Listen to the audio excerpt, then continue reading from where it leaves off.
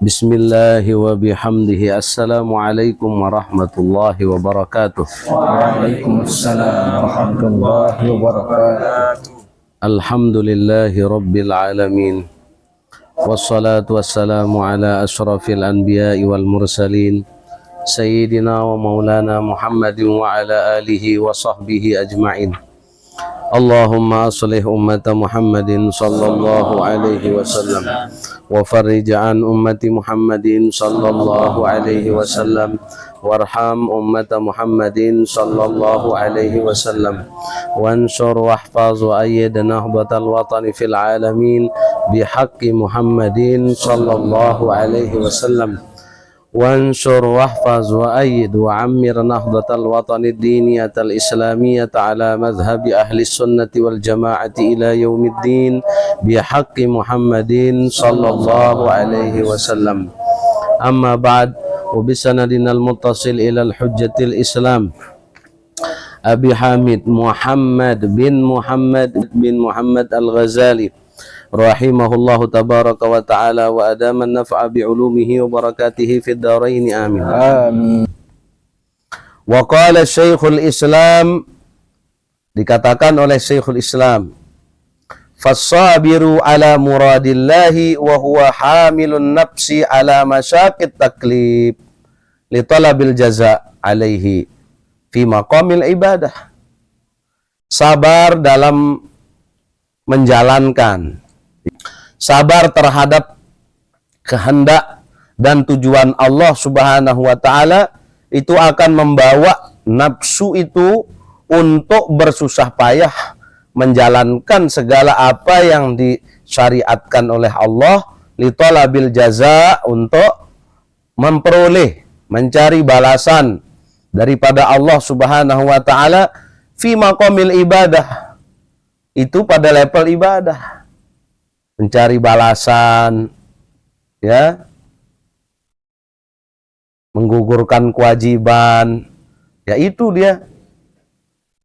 Warradi ay al-mutmainnu bi muradihi ta'ala fi maqamil ubudiyati, orang yang tenang menjalankan segala apa yang diperintah oleh Allah. Tentunya Allah punya tujuan, yang ridha terhadap apa yang menjadi tujuan Allah itu fi maqamil ubudiyah. Karena memang kita diciptakan untuk beribadah. Ketika kita ridha kepada Allah, kita ridha menjalankan ibadah itu karena memang kita diciptakan untuk beribadah kepada Allah. Agar kiranya semua daya upaya kita bernilai ibadah. Bergerak kita ibadah, melihat kita ibadah, mendengar kita ibadah, berfikir kita ibadah, bahkan kita tidur pun kita ibadah, kita istirahat kita ibadah, kita ridha, ya kan tadi ayatnya kita bacakan itu, wa ma khalaqtul jinna wal insa illa liya'budun. Kita faham tujuan Allah menciptakan kita, lalu kita ridha dalam menjalankan tugas kehambaan kita, maka itu ubudiyah. Paham tum? Nah, itu maksudnya. Lalu wal arifu fi maqamil ubudiyah. Nah, sedangkan orang yang memang sangat kenal dirinya, kenal kepada Allah, dia mengenal hak-hak Allah Subhanahu wa ta'ala ke atas dirinya, ya, radhiyallahu anhum wa radu anhum. Itu, ya. Maka orang-orang arif ini yang ubudah. Ya, kalau kita ini ibadah. Kalau orang-orang khawas itu adalah ubudiyah. Orang arif billah itu adalah ibadah. Nah, orang yang sudah sampai pada tingkatan ma'rifatullahnya, yang sangat kenal dekat dengan Allah Subhanahu wa ta'ala, itu ubudah. Betul-betul dia menjalankan tugas fungsi kehambaannya itu. Maka dia segala, inna sholati wa nusuki wa mahyaya wa mamati lillahi rabbil alamin, semuanya dia persembahkan untuk Allah. Itulah para arif billah. Jadi kalau dianalogikan, dikiaskan, kita umpamakan, ibaratnya fikih itu berupa hukum-hukum itu adalah penjelasan tentang bagaimana cara kita beribadah, ya, cara kita beribadah. Jadi fikih itu berbicara soal hukum, tata cara peribadatan, sistem religius kita, sistem daripada pelaksanaan agama kita, hukum-hukum di dalamnya. Lalu kemudian setelah kita tahu cara beribadah, kita tahu mana rukun, mana syarat, mana yang membatalkan, mana kesempurnaannya, lalu pelaksanaannya itulah yang disebut thariqah. Ketika kita sampai, setelah kita jalankan, lalu kemudian kita sampai pada satu keadaan di mana kita betul-betul meresapi, Allah anugerahkan kita lazatul ibadah itu, disitulah dia yang tidak bisa kita ceritakan. Maka ikhlas dan khusyuk itu tidak bisa diceritakan. Ya, ikhlas dan khusyuk itu tidak bisa kita ceritakan. Hanya kita dan Allah yang tahu. Ya, lalu kemudian setelah kita tahu seluk-beluknya, kita tahu cara pelaksanaannya, kita jalankan adab-adabnya, maka itulah kita sebenarnya baru mengetahui. Ya, kita baru mengetahui ibadah ubudiyah yang sebenarnya. Itulah yang disebut nihayatul haqiqah bidayatus syariah. Puncak dari kita mengenal seluk-beluk daripada bagaimana kita beribadah, bagaimana kita kemudian melaksanakannya, menjalankan rukun syaratnya dengan penuh khidmat, lalu kemudian kita terapkan dan kita praktikkan di dalam ibadah itu adab-adabnya, ya, al-adab ma'allah terutama sekali, maka kemudian di situ kita insya Allah, ya, karena itu adalah sirrun min asrarillah, itu rahasia daripada rahasianya Allah, maka disitulah keadaan itu kita mengenal, mengetahui, merasakan hakikat daripada lazatul ibadah, lazatul zikr itu, dan selanjutnya oh ternyata begini memang sejatinya kita beribadah kepada Allah. Maka itu bidayatus syariah ma'allah, permulaan kita bersyariat dengan Allah. Ibaratnya apa itu gula? Gula itu adalah air tebu atau air nira yang dimasak sampai mengental, lalu kemudian didinginkan atau di-open sehingga dia menjadi kristal gula. Bagaimana caranya membuatnya? Ya dimasak tadi. Kalau mau tahu rasanya ya dimakan gulanya. Dimakan gulanya. Lalu kemudian ketika dia meresapi rasa daripada gula itu, manis katanya. Manis. Nah itulah dia. Dia sudah mengenali apa itu gula, bagaimana kemudian dia tahu rasanya gula. Akhirnya dia resapi rasanya. Manis. Akhirnya dia tahu rasanya gula manis. Tapi untuk menceritakan bagaimana manis itu yang sebenarnya nggak ada orang bisa bercerita. Nah, maka di dalam hadis yang masyhur itu daripada Sayyidina Umar ibn al-Khattab radhiyallahu ta'ala anhu, itu tentang iman, Islam, dan ihsan. Iman itu berbicara tentang keyakinan, i'tiqad. Maka kita harus pelajari ilmunya melalui ilmu tauhid, ilmu usuluddin. Ya, Islam itu berupa praktik-praktik pelaksanaan agama kita dari 2 kalimat syahadat sampai dengan pelaksanaan haji. Itu semua harus ditahu, kita pahami, kita kenali betul-betul bagaimana cara pelaksanaannya, petunjuk bagaimana kita menjalankannya. Nah itulah harus kita pelajari ilmu fikih untuk kita menjalankan ajaran agama Islam kita dengan kita belajar fikih. Dan adapun kemudian al-ihsan, ya, ihsan itu anta'budallah ka'annaka tarah, itu niscaya kemudian itu bicara soal bagaimana kita memahami diri kita, seluk-beluk hati kita, nafsu kita, Ya. Lalu bagaimana adab-adab? Ihsan itu bicara soal adab, bicara soal etika, bisa bicara soal akhlak. Ya. Bagaimana adab-adab kita di dalam menjalankan ajaran Islam, mempraktikkan ajaran Islam dan keyakinan kita itu, itulah dia ihsan yang ilmunya kita peroleh daripada ilmu tasawuf, ilmu tazkiyatun nafs. Karena ada yang tidak mau menggunakan istilah tasawuf, maka dia menggunakan istilah tazkiyatun nafs. Itu. Nah, jadi pada kesimpulannya bahwa tidak ada hasil kalau kita tidak berproses.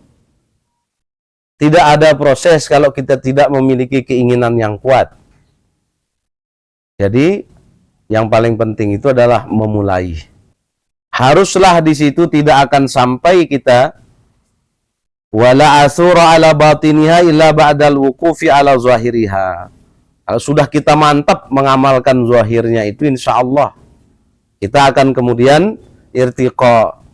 Itu secara berangsur-angsur, ya, secara bertahap, insya Allah dengan ma'unahnya Allah. Wa may yujahidu fina lanahdiyannahum subulana. Siapa yang bersungguh-sungguh bermujahadah, ya, niscaya itu Allah akan mudahkan jalannya. Nah, maka waha ana musyirun alaika bibidayatil hidayati. Maka Al-Imamul Ghazali, ha itu litanbih, ya. Ana musyirun alaika ayyuhal muridu lil khairi. Maka ini aku akan menunjukkanmu, ya, memberimu isyarat, wahai murid, wahai orang yang menginginkan kebaikan.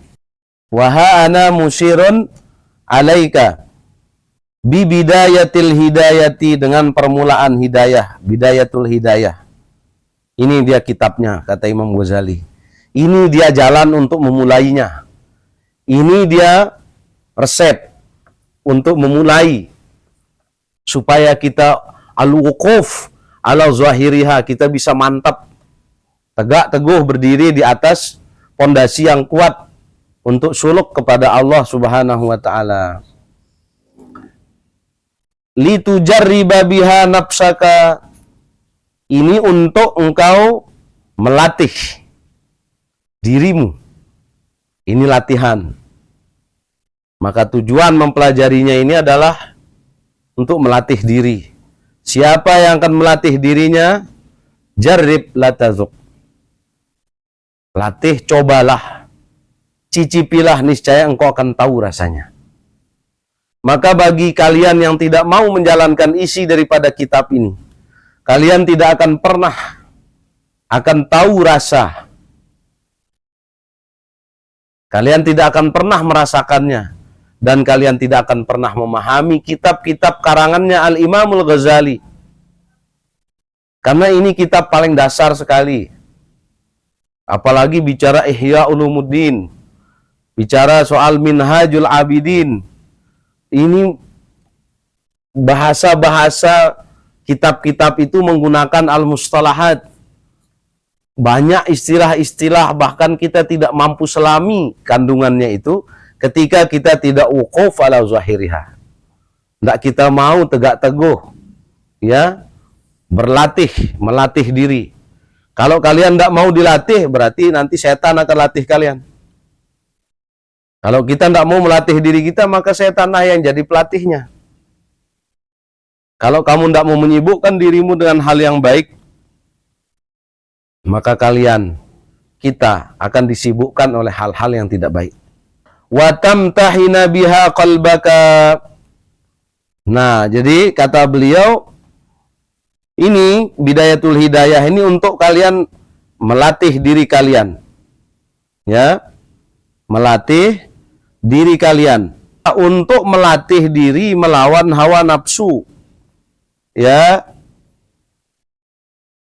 Ai al-ammarata au gairaha, yaitu mulai dari nafsul ammarah, lawamah, mulhamah, mutmainnah, radiyah, mardiyah, kamilah, untuk melatih. Lebih-lebih kalau kita ini nafsul ammarah, nafsul lawamah yang menguasai kita ini, level model-model kita ini. Maka penting kita pelajari kitab ini untuk kita mampu menguasai diri kita, agar kita tidak dikuasai oleh nafsul ammarah, nafsul lawamah, atau nafsu-nafsu yang tidak baik. Maka kata beliau, fa in sadabta qalbaka ilaiha ma'ilan, jika engkau menjumpai dirimu, kata beliau, menjumpai hatimu, ilaiha, kepada bidayatul hidayah ini, ma'ilan, ay muhibban, suka, senang. Kalau kau jumpai hatimu senang, nah, maka harus belajarnya, mempelajari kitab ini betul-betul dengan tulus dan senang hati. Kita senang karena apa? Kita harus berbahagia karena kita akan memulai satu perjalanan untuk menggapai kebahagiaan abadi. Jadi ketika kita sholat itu kita harus senang, karena kita akan menghadapkan diri kepada Allah Subhanahu wa ta'ala. Fa in saddaqta qalbaka ilaiha ma'ilan. Fa in saddaqta qalbaka ilaiha ma'ilan. Jika hatimu benar-benar engkau mantapkan, ya, hatimu telah engkau benarkan, bahasa Sasaknya itu bener, lempek, tidak ada keraguan untuk memulai menata diri itu, untuk memulai perjalanan memperoleh hidayah Allah Subhanahu wa ta'ala. Wa nafsaka biha mutawi'atan walaha qabilatan padunaka at-tatallu'a. Wa nafsaka fi qalbika, nafsumu yang ada pada hatimu itu, nafsaka biha ay wa nafsaka fi qalbika biha ay al bidayah, dengan engkau mulai menjalankan, ya, dengan bidayahmu, permulaanmu, mutawi'atan ay munqadatan, bangkit, ya, qabilatan ay radiyatan fi akhdhiha, secara sukarela untuk menjiwainya, untuk memperolehnya, mengambilnya. Padunaka, isimpil amr ay khudz zalika, dunaka itu ambillah, at-tatallu'a ay al-irtiqa'a, maka ambillah, jalankanlah, at-tatallu'. Apa itu at-tatallu'? Itu al-irtiqa', artinya menapaki, sampai dari satu keadaan meningkat menjadi satu keadaan yang lebih baik. Itu maksudnya al-irtiqa. Irtiqaul jabal berarti mendaki gunung. Ilan nihayat, kepada puncak daripada hidayah itu. Wattagalgula ad-dukhul wasyair, masuk di dalam hidayah itu lalu jalan, ikuti alur perjalanannya. Fi biharil ulumi, dalam lautan ilmu, ay al-ulumil asraril ladunniyah allati kal bihar fi umkiha, ilmu-ilmu rahasia al-ladunniyah yang diberikan oleh Allah Subhanahu wa ta'ala secara laduni, bighairi iktisabin, tanpa ada proses. Ilmu ini diumpamakan seperti lautan karena dalamnya, dalam hal kedalaman dan keluasannya. Wa in sadafta qalbaka inda muwajahatika ay istiqbalika iyaha ay bidayatil hidayati biha musawwifan. Jika engkau jumpai dalam hatimu untuk memulai perjalanan memperoleh hidayah Allah itu ada musawwifan, ada dia menunda-nunda. Nanti dah, saya kan baru ini, nanti dah belum waktunya. Bi ayyaqulal qalbu, ketika hati berkata, marratan ba'da ukhra sawfa af'alu dzalika, setelah lain kali dah saya akan lakukan ini. Itu adalah ujian pertamanya. Nanti dah saya mandi sunat tobat. Masih aja ustaz dia enggak tahu kita mandi apa enggak. Nanti dah kita sholat sunat taubat, zahirnya akan kelihatan. ada tandanya dia akan lulus pada perjalanan berikutnya. Jika enggak, maka dia banyak menghadapi muskilah, banyak menghadapi kesulitan. Wallahu subhanahu wa ta'ala a'la wa a'lamu bisawab.